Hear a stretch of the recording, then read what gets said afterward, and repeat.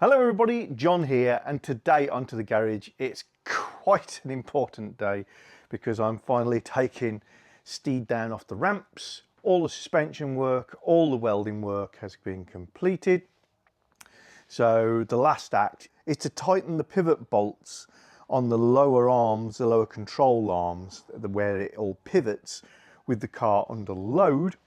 And then I can reconnect the battery, see if everything works properly still, back her out the garage and have a look what we're dealing with. And if it all looks good, I'm going to book Steed an MOT, Ministry of Transport test, for those not in the UK, which is our roadworthiness test.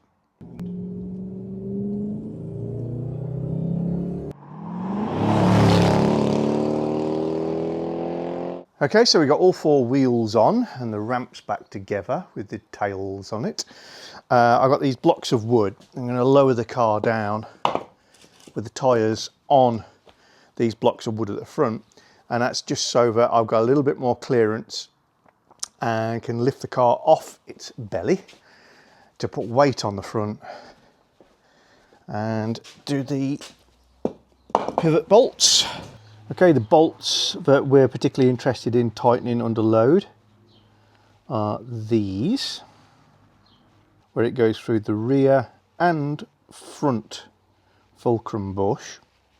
And if we come over to this table, lower wishbone fulcrum bolt, 95 to 125 Newton meters of torque.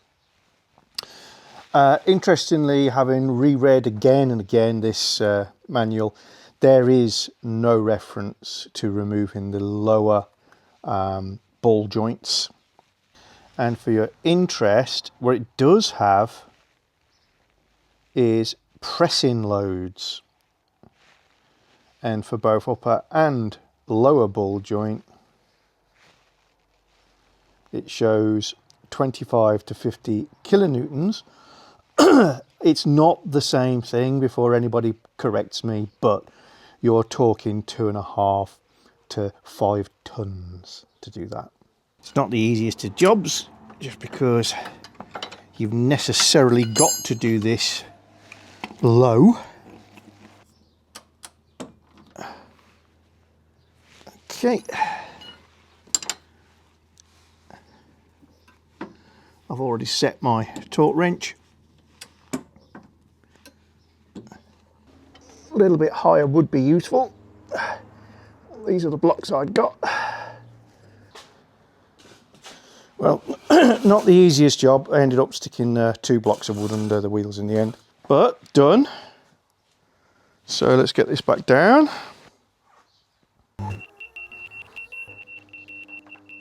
Next, quick bit of torquing up on the wheel nuts. I don't think you need to see me doing that. Okay, so back down on the wheels. Let's reconnect our battery. Hear the central locking going mad. Okay, with the battery re-engaged, let's see if we've got any new issues. Obviously the central locking's still playing up, we know that. And the headlining is still on my head. Oops. And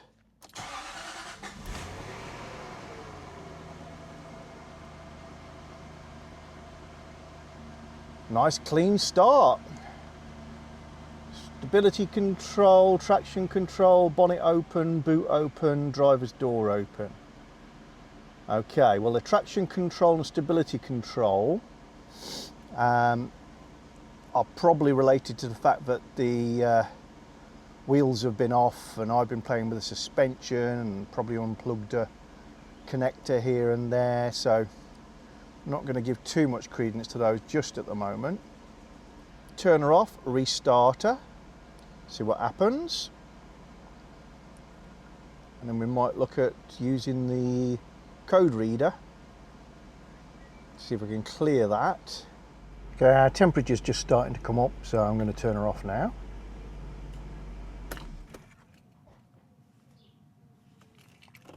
Keys out. Open door. Close door. Key in. Ignition on. Still says traction control and stability control. Restart.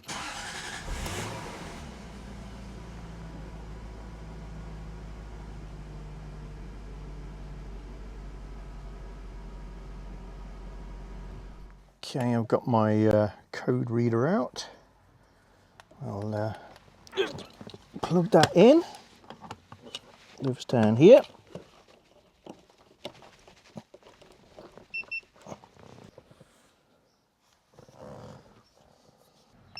ABS and airbags.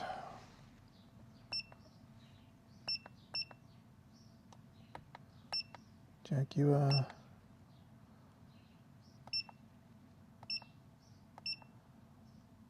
XK 97 automatic.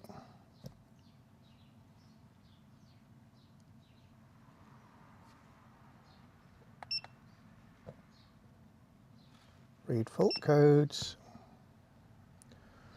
Pump motor circuit failure. So that could be genuine. Could be to do with the work I've been doing, battery off, battery on, welding, playing around with everything. So what I'm going to do is, I know I've got 1095 pump motor circuit failure. Get out of there. Let's clear the fault memory. Clear. Okay. Read fault codes. No DTCs. Okay, so we've got rid of that, in theory at least. So now I'm going to turn off the ignition. Let the car settle down for a moment. We're okay with those. We're still okay with those. So now I'm going to start the engine.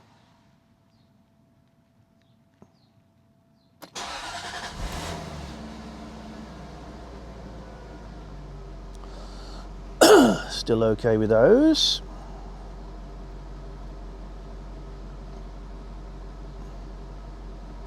Now the acid test is what happens when I press the brake pedal.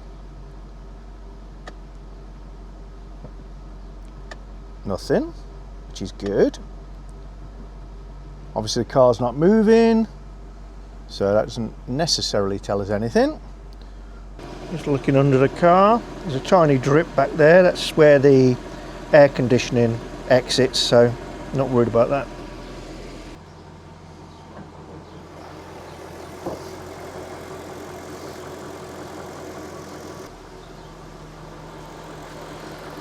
So I want to move the car around plenty, but this is your ABS motor. If there really is a failure in there, I know exactly what it'll be. It'll be the positive and negative terminals where they enter this module.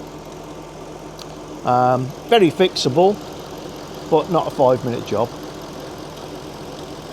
Right, I think the next thing is just get her out of the garage and move her around on the drive, see if we can provoke the ABS and bring it to life or kill it. Well, it's an eventful few minutes, but I chose not to film. So I've just had the car outside and driving up and down my own drive and being lively enough to provoke a little bit of wheel spin and also lock the front wheels up with some braking. So I've triggered traction control and I've triggered the ABS motor, and since I've done that, no problems. So I had to clear the codes one more time and that's it. They've gone away, stayed away. I've had it run for a little while, no issues.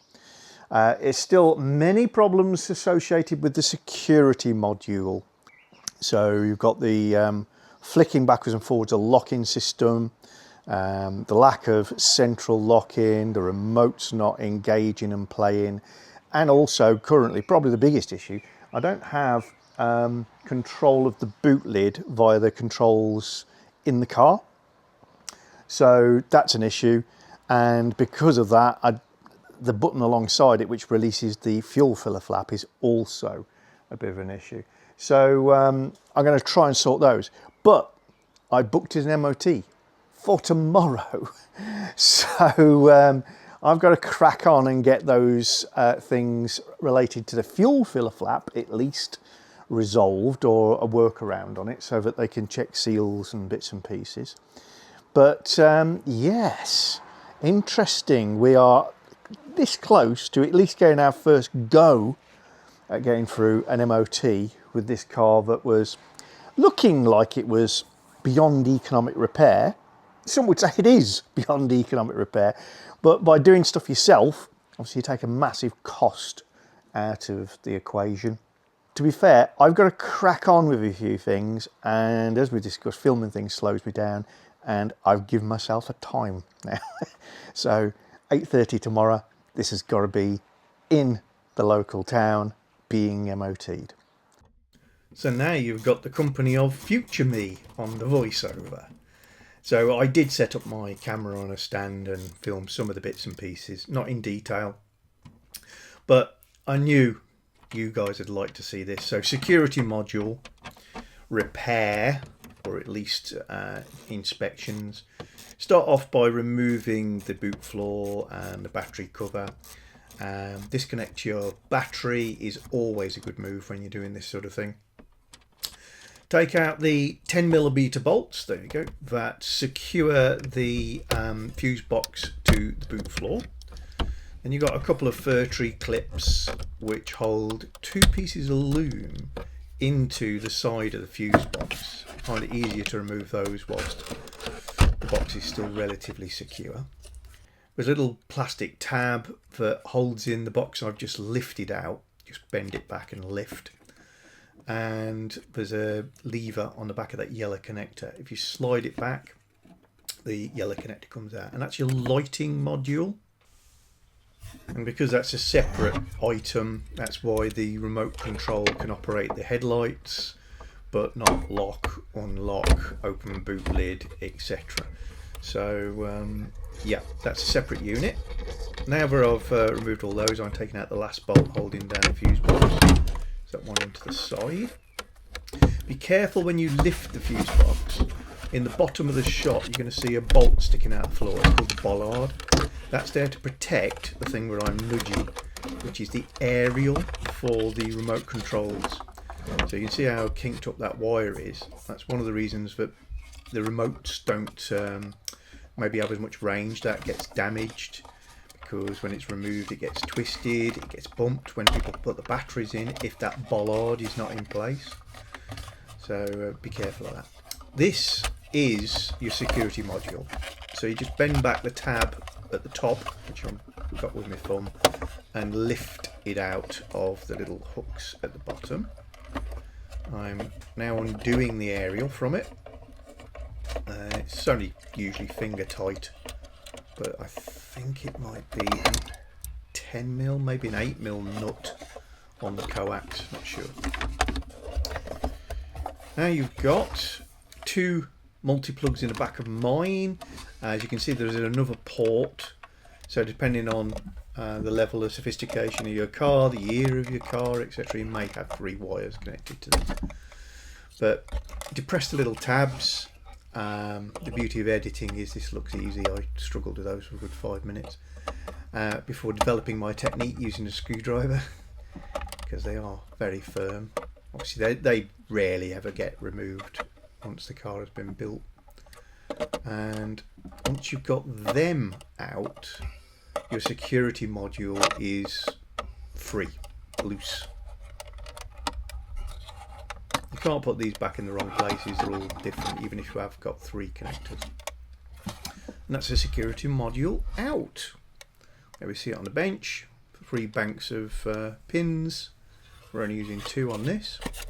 I'm trying to show you the security module label.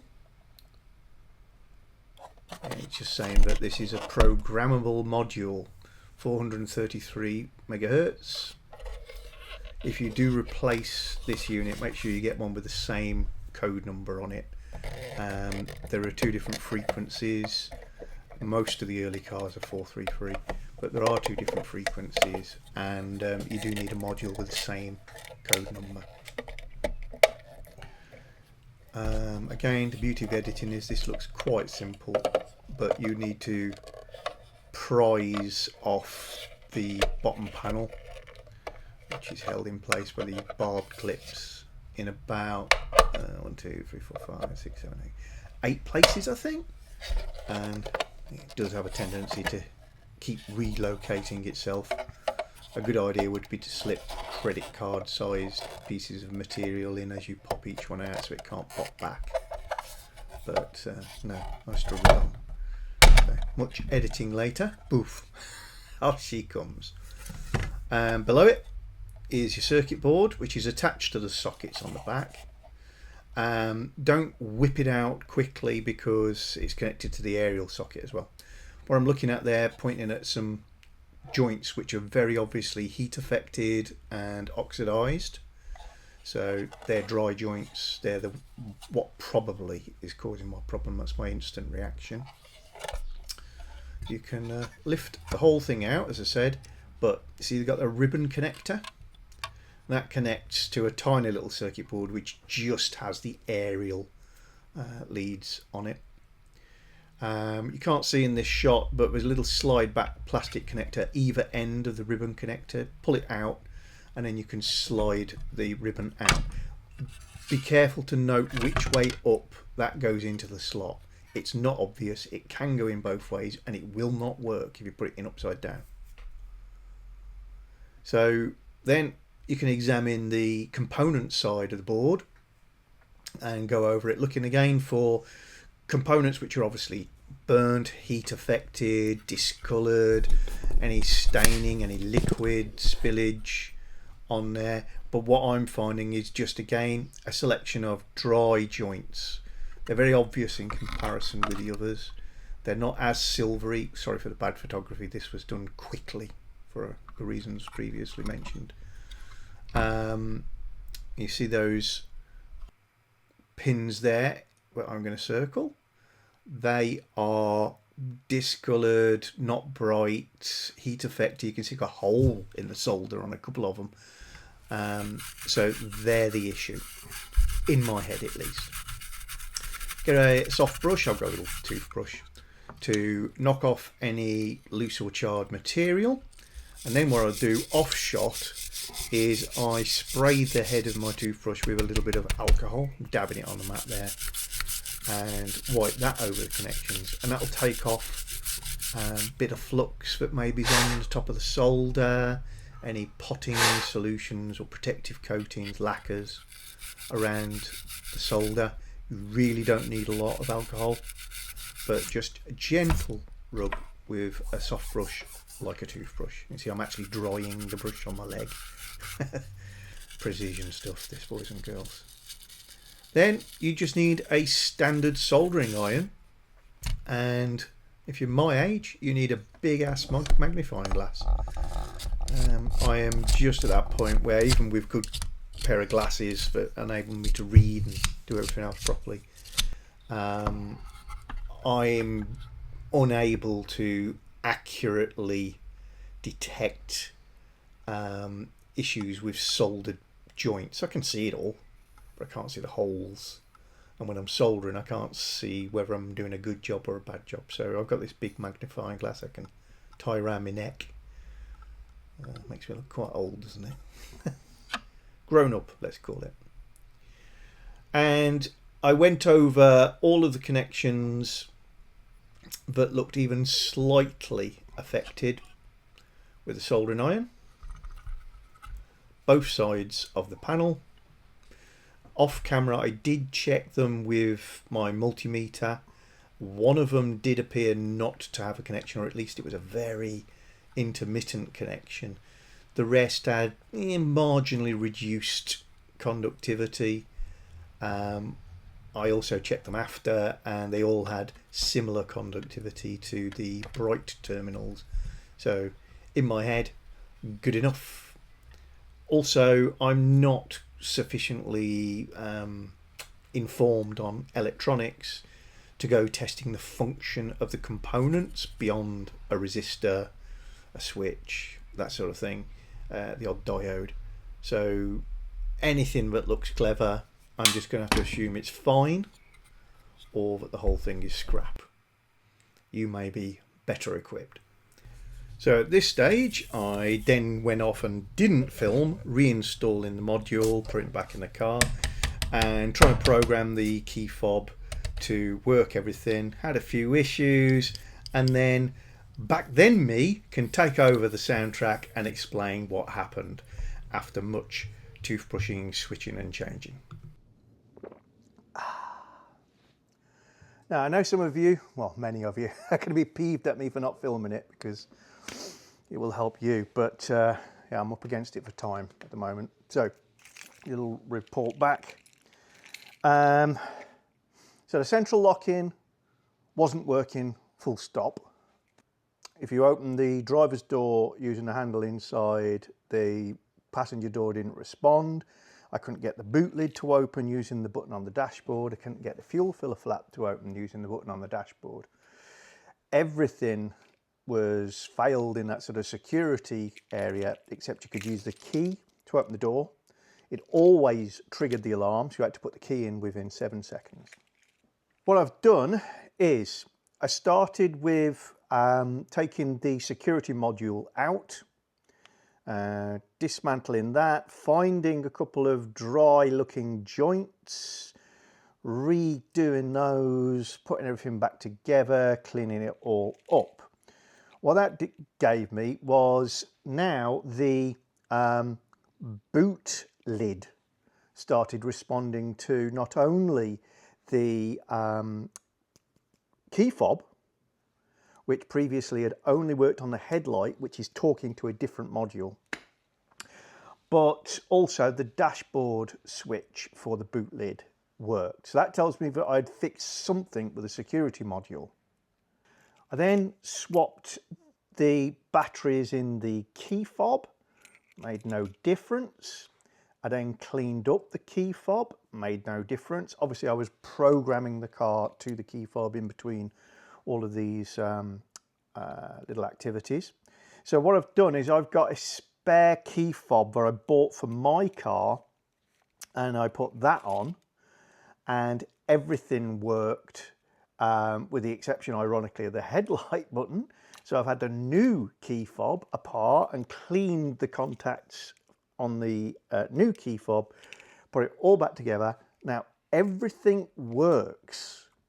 Big victory. So we've gone from completely dead system to fully functional system. I can open the fuel filler flap and the boot from inside the car. I can open the boot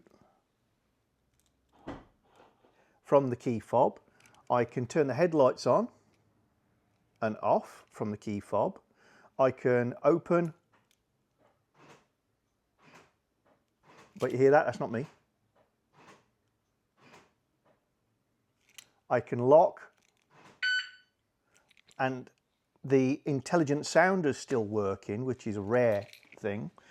So the only thing that's going wrong now is you've got that hunting when you do the open.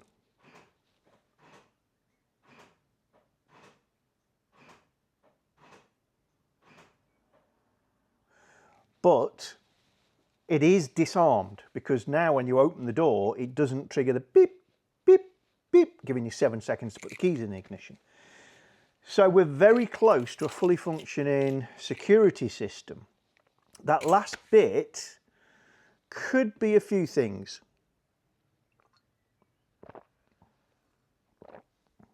Could be a micro switch in one of the doors isn't detecting that the solenoid for the servo is moving. No time to be sorting that right now. Could be the security module is still malfunctioning. It could be the intelligent sounder. Now obviously I'm joyful that it still works. You can hear it beeping away, but they do give problems. So I could disconnect that just to see if the problem goes away.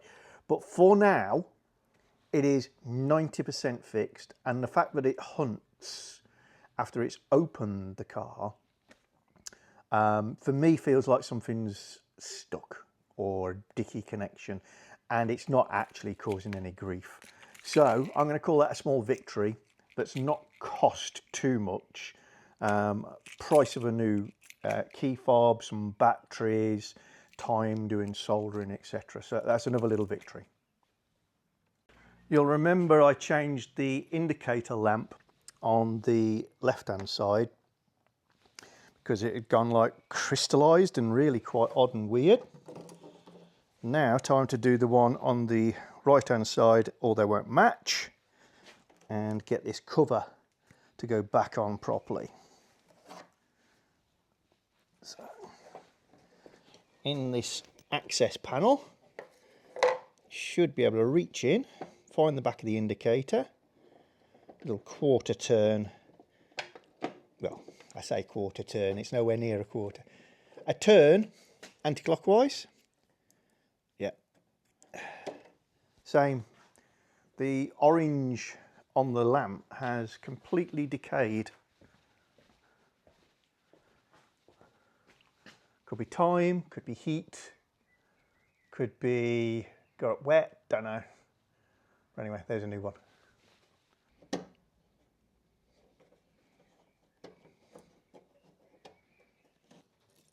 No water pressure left, so we're just going to go and check the water level.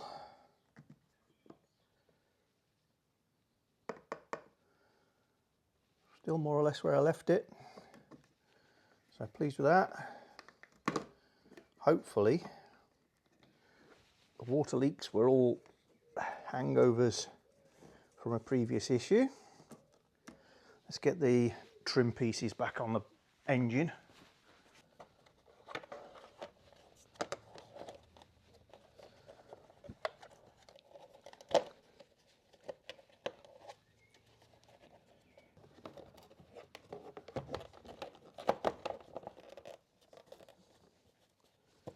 There you go. We've got our ABS motor cover. Put some screen wash in. Oops. Because in the UK a car will fail its MOT if it's not got any screen washing. To be fair, it'd be a very harsh garage if it didn't put some in for you and charge you for a bottle. But if the car's failing on a lot of other stuff, they will put down it as a fail. You guys can stay there for a second and tell me if all the lights work. Headlights, main beams, lock on, left, left. Just looking if I can see anything reflecting the repeater lamp, and I can't. So to walk round. Repeater lamps, for those in the States, where you've got a little leaper typically on the side of your car, on the wing, behind the front wheel. That's where we have what we call a repeater lamp. That repeats whatever the indicators are doing. It's all good. See if I can see the reversing lights.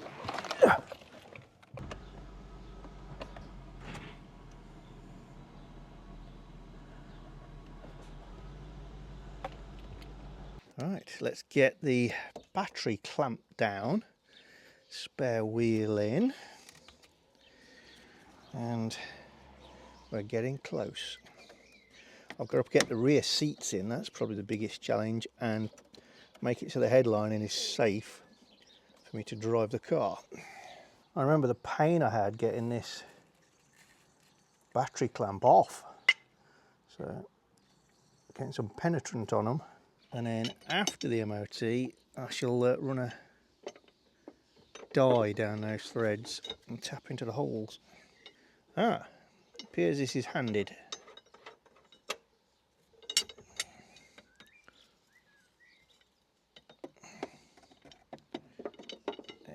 That's better. A little kink in the top. I'd never recognise that.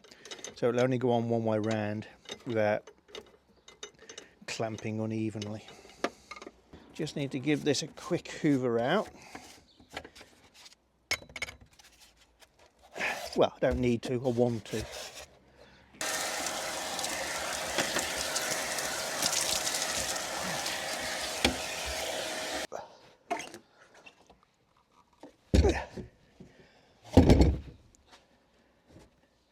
Because then you've got this that screws in and holds the spare wheel still. There we go. Right. Now there's a wire in here, which is a charge wire for the tender that I've got for this car, so that it can be topped up battery wise easily. There we are. Now it's time for an emergency repair, as in I haven't got no time for anything else, but it can't be driven without trim fix adhesive,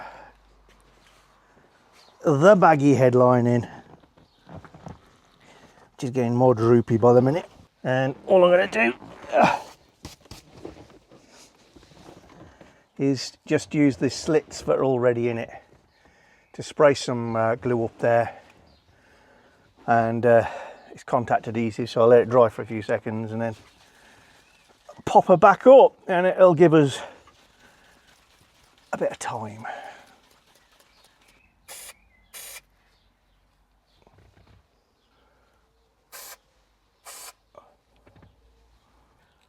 I think this is a fiberglass headliner in this car. Just put a feel of it, which means it's not original, which also says beware of people providing aftermarket headliners. They're not always going to be as good as you hope. But then again, the original is like a compressed cardboard under the trim, which is obviously going to decay.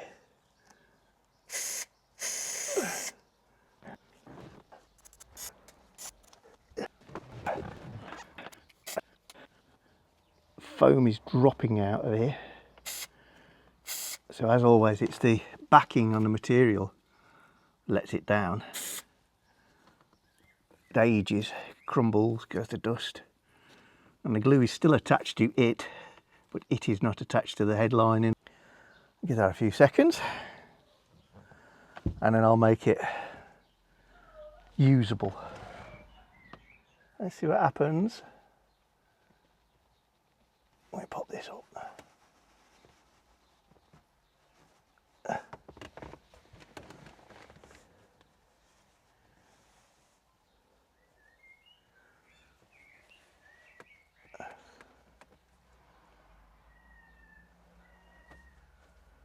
Not a lot.